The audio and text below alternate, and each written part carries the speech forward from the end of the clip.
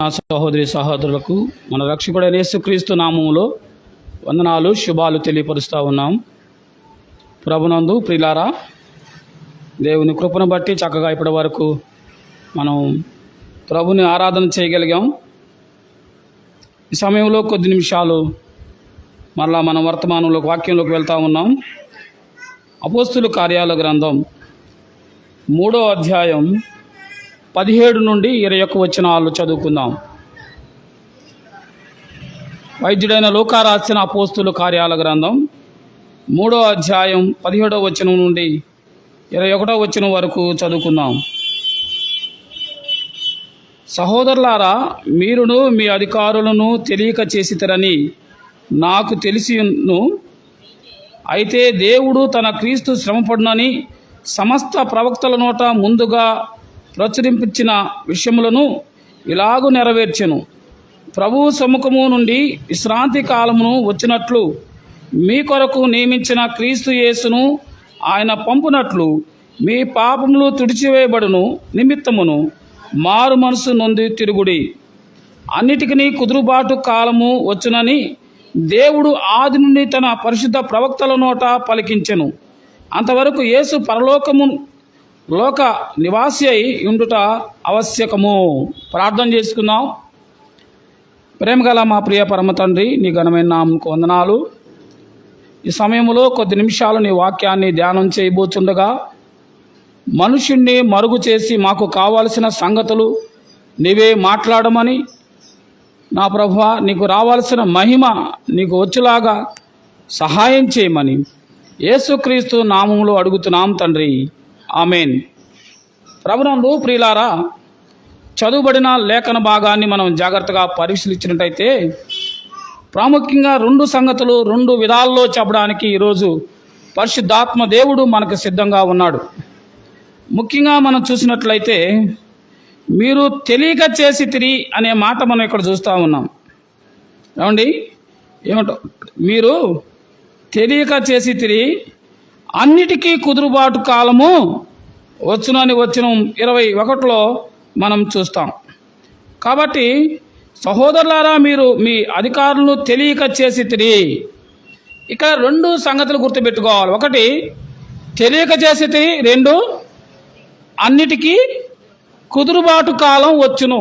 దీనికి నేను పెట్టే టైటిల్, ఇది వాక్యం అయితే నాకు అర్థమైన రీతిలో వాక్యాన్ని మీ ముందు ఉంచడానికి ఇష్టపడతా ఉన్నాను. తెలియక చేసిన వారికి ఏమండి, ఆ తెలియక చేసిన వారికి క్షమాపణ. చెప్పండి, తెలియక చేసేవారికి ఏంటండి? క్షమాపణ. తెలిసి చేసేవారికి శిక్ష. 2 విషయాలు బైబిల్ గ్రంథం చెప్తా ఉంది. తెలియక చేసేవారు, లేకపోతే తెలిసి తెలియక చేసేవారు ఒప్పుకుంటే దానికి క్షమాపణ ఉంటుంది, తెలిసి చేస్తే దానికి శిక్ష ఉంటుంది అని అంటున్నాడు. ఇక్కడ అపోస్తులైన పౌలు తన లేఖనాల ద్వారా ఆయన చెప్పే మాటలు ఏంటంటే, ఆనాటి యూదులకు ఆయన చెప్తా ఉన్నాడు, సహోదరులారా, మీరు మీ అధికారులను తెలియక చేసేది కనుక మీరు తెలియకే చేశారు. ఏం తెలియక చేశారు? వారు ఏం చేశారండి? యేసుక్రీస్తు ప్రభువుని శిలువ మరణానికి అప్పగించారు. ఆయన యేసు ప్రభు అని వారు గ్రహించలేకపోయారు. ఆయన యేసు ప్రభు అని వాళ్ళు ఒప్పుకోలేకపోయారు. కనుకనే ఆయనని శిలువ మరణానికి అప్పగించారు. అవునంటారా కాదంటారా? ఏమండి, అవును అనటానికి ఏమైనా ఆధారాలు ఉన్నాయా అని మనం చూస్తే, ఈనాటికి కూడా యెరూషలేము వెళ్ళి మనం చూస్తే అనేక మంది యూదులు యేసు ప్రభువుని దేవుడుగా వాళ్ళు అంగీకరించట్లా. ఏమండి, అవునా? కారణం ఏంటంటే వారి మనోనేత్రాలు మూయబడ్డాయి. వారికి యేసు ప్రభు ఇంకా వారికి అర్థం కాలేదు. వారు ఇంకా మెస్సయ కోసం ఎదురు చూస్తూ ఉన్నాడు. వారి కొరకు రక్షకుడు వస్తారని వాళ్ళు ఇంకా ఎదురు చూస్తున్నారు. ఆయన 2024 సంవత్సరాల క్రితమే ఆయన రావడం అయింది. ఆయన సర్వమానవాళి కొరకు ప్రాణం పెట్టడం అయింది. ఆయన సమాధి చేయబడి సమాధిని గెలిచి తిరిగి వెళ్ళడం కూడా జరిగిపోయింది. ఇది గ్రహించిన నా జీవితం ఎంత గొప్ప ధన్యమండి, అవునా కాదా? అందుకే పౌలు అంటా ఉన్నాడు, ఈ 17వ వచనం, సహోదరులారా, మీరును మీ అధికారులను తెలియక చేసితిరి అని నాకు తెలియవచ్చును. అయితే దేవుడు తన క్రీస్తును చంపడని సమస్త ప్రవక్తల నోట ముందుగానే చెప్పాడా లేదా? చెప్పాడు, కానీ వాళ్ళు ఏం చేయలేకపోయారు, దాన్ని గ్రహించలేకపోయారు. వారికైతే యేసుక్రీస్తు గురించి ముందుగానే ప్రకటించాడు. యెషయా ప్రకటించాడు, దావీదు కీర్తనలో ప్రకటించాడు, మలాకీ చెప్పాడు కదా.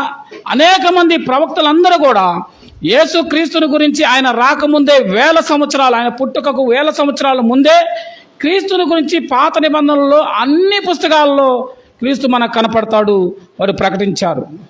కానీ వాళ్ళు దాన్ని ఏం చేయలేకపోయారు, లేఖనాలను అర్థం చేసుకోలేకపోయారు, గ్రహించలేకపోయారు, చూసి కూడా నమ్మలేకపోయారు కదా. ఆయన చూసి కూడా నమ్మలేకపోయారు. వాళ్ళ కళ్ళ ముందే లేఖనాలు నెరవేరుతూ ఉన్నాయి, వాటిని వాళ్ళు గ్రహించలేకపోయారు కదా. యూదుల రాజుగా పుట్టినవాడు ఎక్కడా అని హేరోదు దగ్గరకు వచ్చి ఎవరు అడుగుతా ఉన్నారండి? జ్ఞానులు అడుగుతా ఉన్నారు. జ్ఞానులు యేసుని గురించి లేఖనాల ద్వారా వాళ్ళు పరీక్షించి తెలుసుకొని తూర్పు దేశం నుండి 1000 కిలోమీటర్ల ప్రయాణమయ్యి యెరూషలేముకి వెళ్ళి వాళ్ళు ఒకే ఒక తప్పు చేశారు. వాళ్ళు హేరోదు యొక్క గృహానికి వెళ్ళి యూదుల రాజుగా పుట్టినవాడు ఎక్కడ అని అంటే, ఎవరు యూదుల రాజు, నేను తప్ప వేరొక రాజు ఉన్నాడా అని హేరోదు తమ దగ్గర ఉన్న జ్ఞానులను పిలిచి దీని గురించి నాకు వివరణ చెప్పినప్పుడు వారు లేఖనాలు పరీక్షించి అవునయ్యా యూదుల రాజుగా ఒక అతను పుడతాడు అని చెప్పినప్పుడు హేరోదు భయం పడిపోయాడు. సోదరుడా సోదరి, ఈ మధ్యాహ్నం వేళ ఇంకా యేసు ప్రభు నీకు అర్థమయ్యాడా లేదా? అర్థమైతే అనేకులు ఎందుకు ఇంకా ఆయన్ని ఆరాధించడంలో వెనకబడి ఉన్నారు? అర్థమైతే ఎందుకు ఇంకా యేసు ప్రభువుని నమ్ముకోకుండా ఉన్నారు? అర్థమైతే ఎందుకు ఇంకా లోకంలో ఇంత పాపం పెట్రిల్లిపోతా ఉంది అని మనం చూస్తే పౌలు అంటున్నాడు, సహోదరులారా మీరును మీ పెద్దలను తెలియక చేసితిరి అని అంటున్నాడు కదా. మీరు తెలియక చేసితిరి అంటున్నారు. అమ్మా, తెలియక చేసిన దానికి దేవుడు ఏం చేస్తాడు? క్షమాపణ దయచేసే దేవుడు.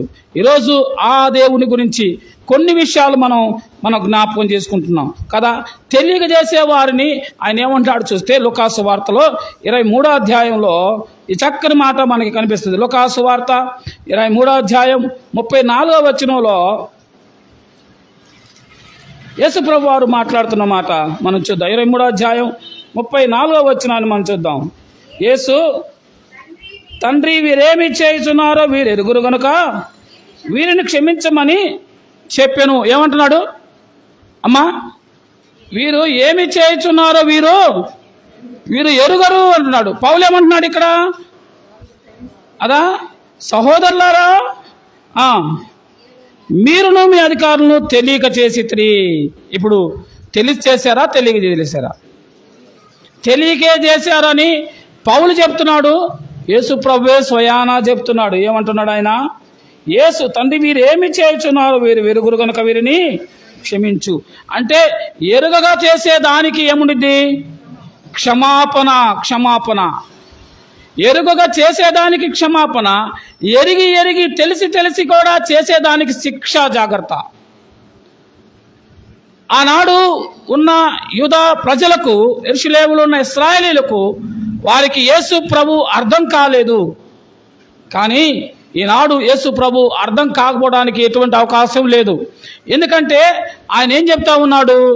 ఆయన తిరిగి లేచి 40 రోజులు ఈ భూమి మీద శిష్యుల్ని ఆయన బలపరిచిన తర్వాత, ఆయన 40 రోజుల తర్వాత ఆయన ఆకాశానికి ఎక్కిపోయే సమయంలో ఆయన ఏం చెప్తా ఉన్నాడంటే, నేను వెళ్ళి మీ కొరకు ఆదరణకర్తను పంపిస్తాను. ఆయన నీతిని గురించి, రక్షణ గురించి ఆయన మనల్ని ఏం చేస్తాడంటే ఒప్పిస్తాడు. ఇప్పుడు నేను యేసుక్రీస్తు ప్రభువుని రక్షకుడుగా అంగీకరించామంటే మనల్ని ఒప్పించింది ఎవరో తెలుసా? పరిశుద్ధాత్మ దేవుడు. యేసుక్రీస్తు ప్రభు మనకి అప్పగించిన, మన కొరకు పంపించిన పరిశుద్ధాత్మ దేవుడు తన కార్యాలను ఆయన చేస్తూ ఉన్నాడు. కనుకనే ఈ రోజున అనేకుల ప్రవక్తల ద్వారా, అనేకుల సహోదరుల ద్వారా, అనేకుల యొక్క సేవకుల ద్వారా దేవుడు లేఖనాలను వివరిస్తూ ఉన్నాడు.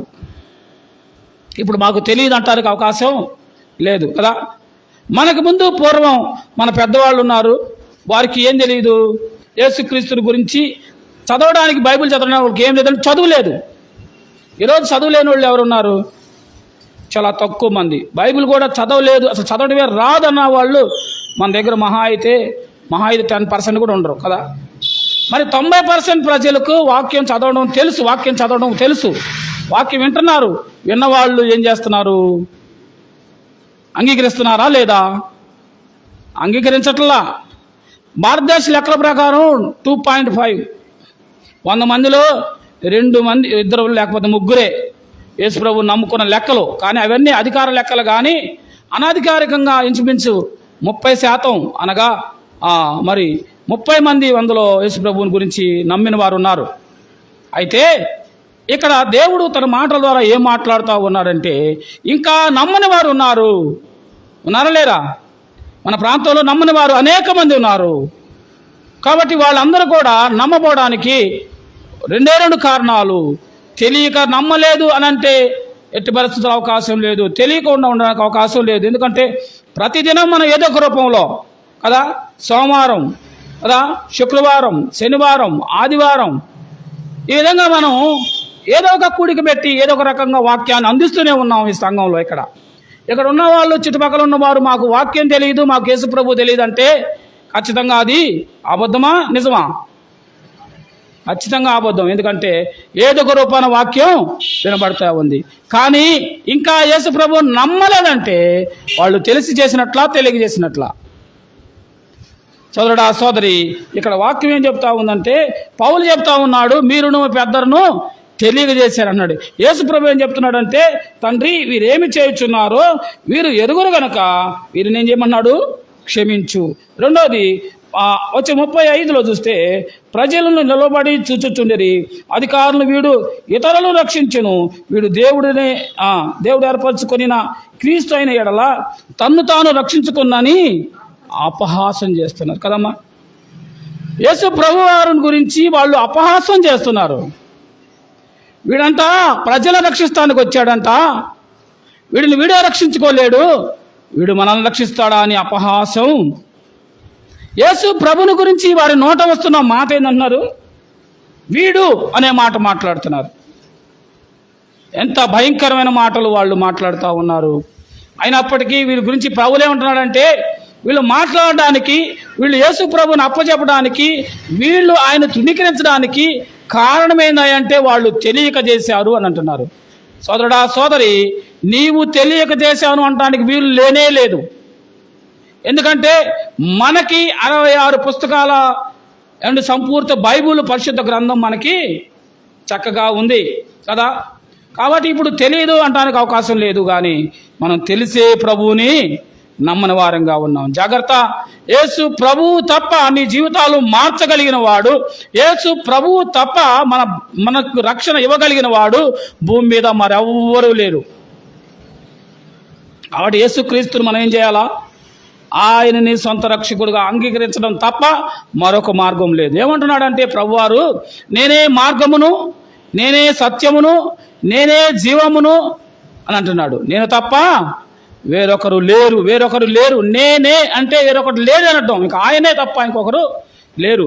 కాబట్టి ఆయన ఇంత స్పష్టంగా, ఖచ్చితంగా నేనే అని అంటా ఉంటే మనుషులు ఆయన్ని తృణీకరిస్తూ ఉన్నారు. ఈనాడు కూడా 2024 సంవత్సరాలు గడిచిపోయింది. యేసు ప్రభు శిలువ మరణం పొంది ఆయన సమాధి చేయబడి తిరిగి లెగిసి, ఇంకా నీవు యేసుక్రీస్తు ప్రభువుని నమ్మలేదు అని అంటే, నీవు తెలియక చేశాను అంటే ఖచ్చితంగా అది ఒప్పుకోదగిన అంశం కాదు. నీవు తెలిసి చేస్తే దానికి శిక్ష ఉంటుంది, జాగ్రత్త అనేస్తున్నాడు. తెలియక చేస్తే క్షమాపణ ఉంటుంది కదా. యెహోషువ గ్రంథం 7వ అధ్యాయంలో తెలిసి చేసిన వారికి శిక్ష ఎలా ఉంది, తెలిసి కూడా చేసిన వారు కొంతమంది ఏమైపోయారు మనం చూస్తే, యెహోషువ గ్రంథం 7వ అధ్యాయం వచ్చిన 1లో మనం చూసినట్లయితే చదవండి. శపితమైన దాని విషయములో ఇశ్రాయేలు తిరుగుబాటు చేసిరి. ఎట్లనగా యూదా గోత్రములో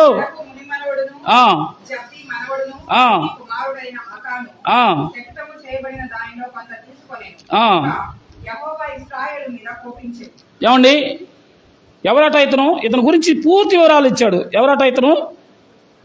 యూదా గోత్రములో జరాహు ముని మనముడును జబ్ది మనముడును కర్మి కుమారుడు అయిన ఆకాను. ఎన్ని సంగతులు! ఎక్కడి నుంచి? ముత్తాత, తాత, తండ్రి, ఇతను 4 తరాలని ఎత్తి చూపిస్తున్నారు బైబిల్.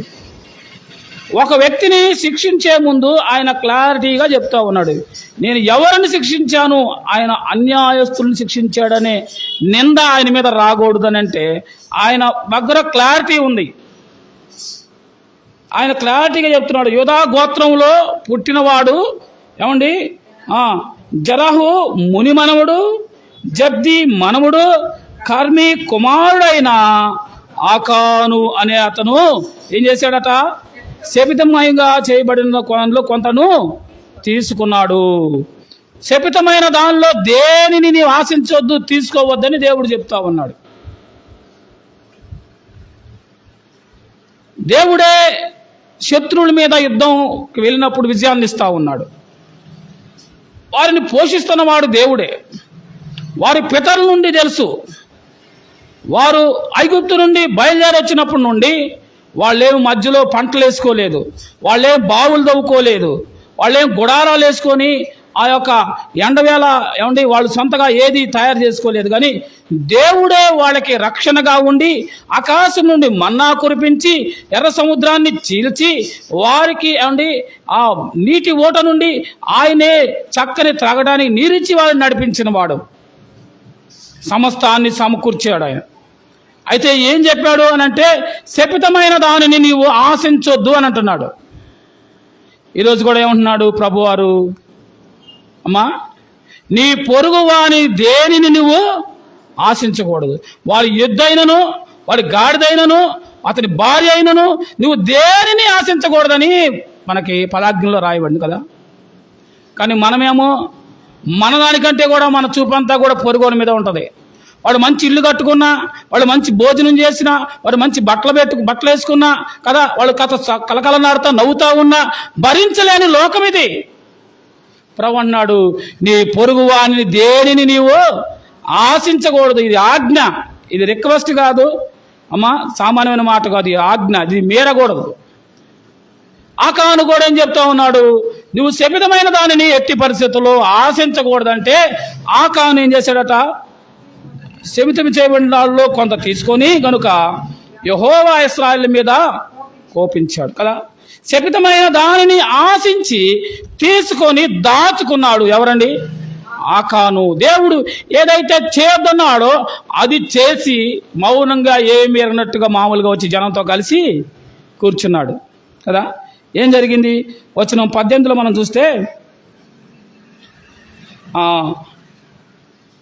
ఇక్కడ మోషే మాట్లాడుతున్న 13వ వచనంలో, ఇదిగో ఇశ్రాయేలీయులారా, మీ మధ్య శాపగ్రస్తమైంది అదొకటి కలదు.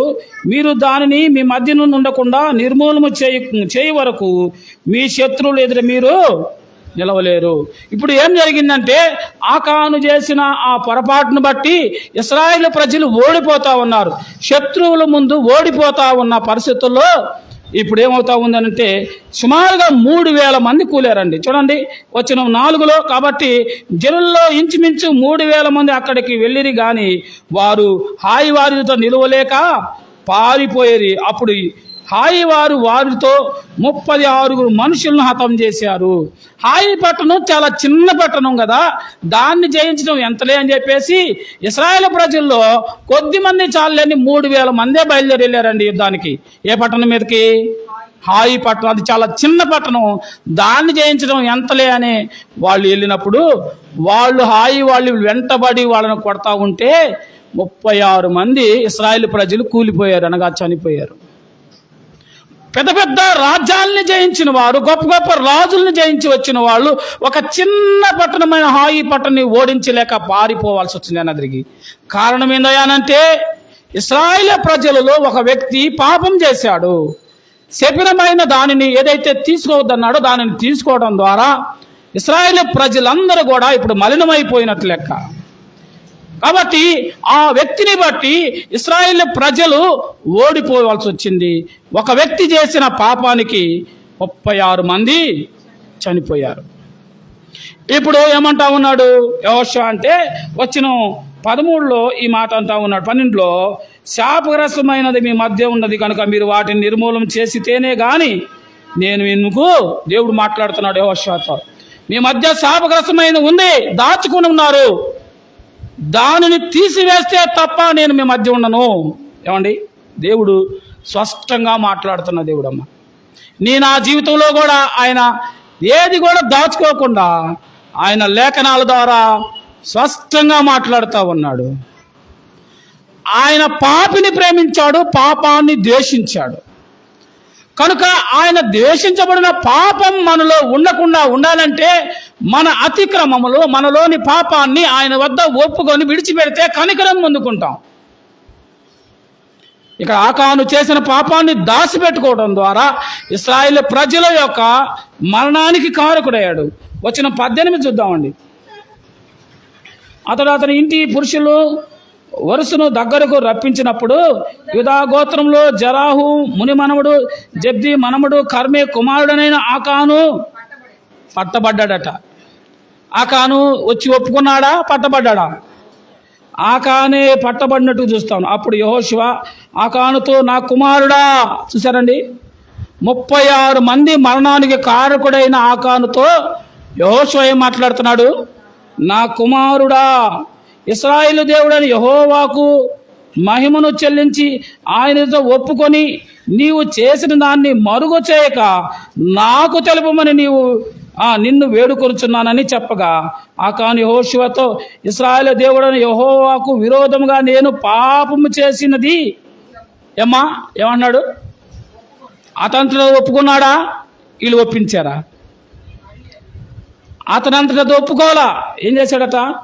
వచ్చిన 18లో ఈ మాట ఉంది కదా, అతడు ఆకానుతో నా కుమారుడా అని అంటాడు. పట్టబడ్డాడు, ఆకాను పట్టబడ్డాడు.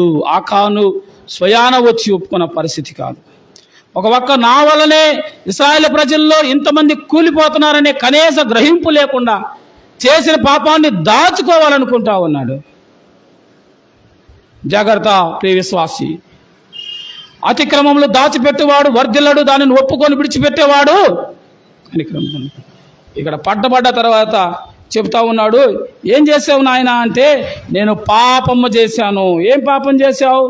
దోపుడు సొమ్ములో ఒక మంచి షేనారు వస్త్రమును, 200 తులముల వెండిని, 50 తులముల ఎత్తుగల ఒక బంగారు కమ్మిని నేను చూచి వాటిని ఆశించి. ఏమండి, వీటిలో ఏదైనా పనికొచ్చేది ఉందా? ఏమ్మా, బట్టలు లేవా? బట్టలు లేవండి. 400 సంవత్సరాల పైనే ఇశ్రాయేలు ప్రజలు అరణ్యయాత్రలో ఏమంటున్నాడు? వాళ్ళ బట్టలు చినిగిపోలేదు, వాళ్ళ చెప్పులు తెగిపోలేదు కదా. కానీ ఏం ఆశించాడు? షినారు వస్త్రాన్ని ఆశించాడు కదా. తర్వాత 2 తులముల వెండిని, 50 తులముల బంగారాన్ని, ఇవన్నీ చూశాడు. చూడడం తప్పు కాదు, కానీ చూసి ఆశించి తీసుకోవడం తప్పు కదా. జాగ్రత్త. చూసి పాపంలో పడ్డవాళ్ళు బైబిల్ గ్రంథంలో అనేకులు మనకున్నారు. కనుకనే మనం కాని చోట వెళ్ళడం ఎందుకు, కాని వాటిని చూడడం ఎందుకు, దాన్ని ఆశించడం ఎందుకు, పాపం చేసే వారి గుంపులోకి వెళ్ళడం ఎందుకు? కాబట్టి విశ్వాసి, నీ సహవాసం ఎలా ఉండాలంటే, నీ సహవాసం విశ్వాసులతో కూడినదై ఉండాల. నీ సహవాసం ఎలా ఉండాలి? లోకస్తులతో సహవాసం మనల్ని పాపానికి ప్రేరేపించింది. విశ్వాసతో సహవాసం పశ్చాత్తాపానికి, ప్రభువుతో సమాధానపడడానికి, ఆశీర్వాదాలకి అది కారణమైంది. నా సహవాసం ఎలా ఉంది? లోకంతో సహవాసం ఏమంటున్నాడు? ఈ లోక స్నేహం దేవునికి వైరం. ఇతడు చూశాడు, ఆశించాడు, దాన్ని తెచ్చుకొని దాచుకున్నాడు.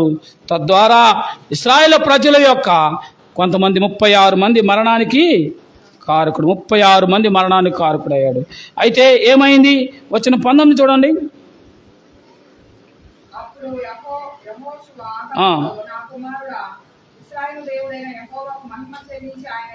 ఒప్పుకో అని అంటా ఉండే 24వ వచనంలో. తర్వాత యెహోషువ ఇశ్రాయేలందరూ జరాహు కుమారుడైన ఆకాను ఆ వెండి ఆ పై వస్త్రము ఆ బంగారము కమ్మి ఆకాను కుమార్తెలు ఎద్దులను గాడిదలను మందను డేరాలను వానికి కలిగిన సమస్తను పట్టుకొని ఆకారు లోయలోనికి తీసుకొని వచ్చింది. చదవండి. నీవేళ మమ్మల్ని బాధపరిచితివి,